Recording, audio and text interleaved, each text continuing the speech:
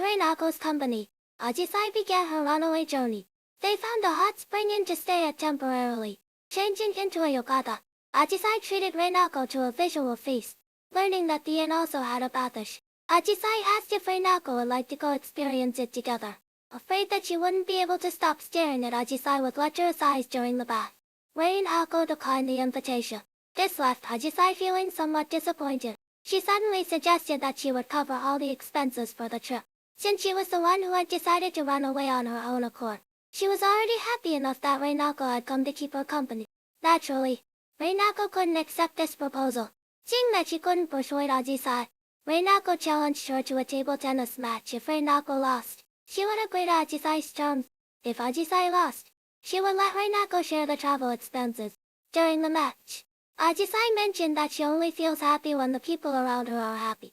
So she always keeps her negative emotions buried deep inside, sharing only her positive side with others. In other words, she isn't as gentle a person as she seems. Everything she does is ultimately for herself. But Reinako believes that what matters is not what one thinks but what one does.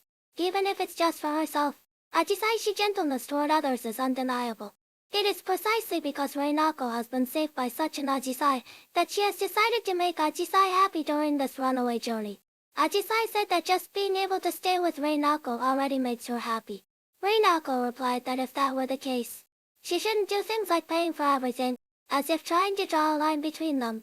She also came along because she wanted to be with Ajisai. The world isn't only filled with happy things, but Reinako wants to share both good and bad with Ajisai, because she loves Ajisai the most. As she spoke, Reinako couldn't hold back her tears. Feeling Reinako's sincerity, Ajisai tightly embraced her. Comforted by Ajisai, Reinako quickly calmed down. Since Ajisai won the table tennis match, Reinako had to agree to her request to enjoy the private bath together. Being naked with Ajisai made Reinako extremely nervous. To avoid making the atmosphere even more awkward, Reinako brought up her previous experience bathing with Satsuki. However, she accidentally let slip that she had unexpectedly touched Satsuki's chest during that incident. To her surprise, Ajisai suddenly asked Reinako if she would like to touch her chest as well, suggesting that it might overwrite the memory of touching Satsuki's chest. Not wanting to disappoint Ajisai's kindness, Reinako reluctantly went along with it. However, she didn't tell Ajisai that the memory wasn't overwritten. Instead, she created a new mental folder for Ajisai. Afterward, the two chatted while soaking in the hot spring. Ajisai mentioned that Reinako feels more like a lover to her than a friend. She asked Reinako what a lover means to her.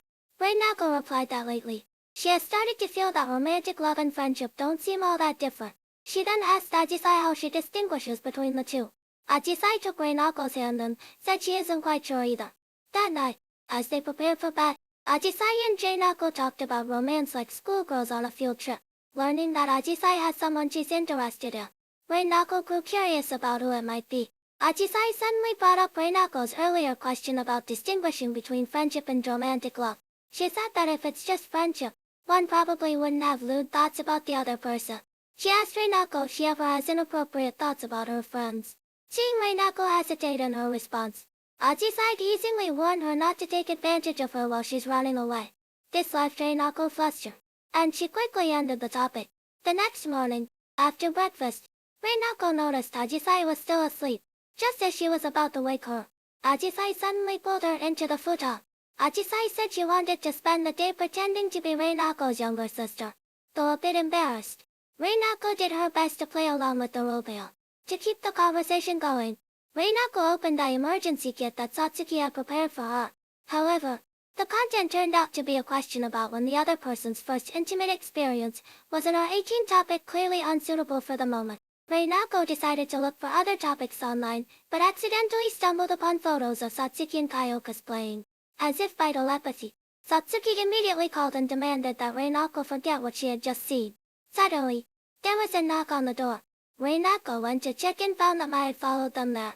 Before Reinako could say anything, Mai walked straight into the room and stumbled upon Ajisai, who was acting like a little sister and asking for a hug.